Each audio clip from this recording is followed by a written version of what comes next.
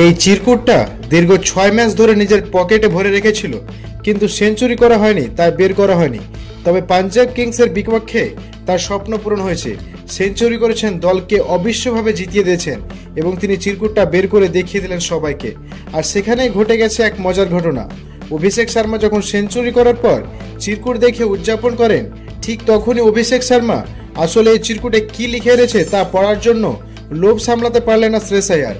পাঞ্জাব কিংসের অধিনায়ক চলে এলেন অভিষেক শর্মার কাছে এবং গিয়ে বললেন, দেখি তো তুই কি লিখে এনেছিস।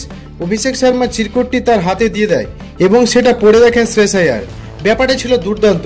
অভিষেক শর্মার চিরকুটে লেখা ছিল, the one is for orange army. এই সেঞ্চুরিটা তিনি তার দল অরেঞ্জ আর্মির জন্য ডেডিকেট করেছেন।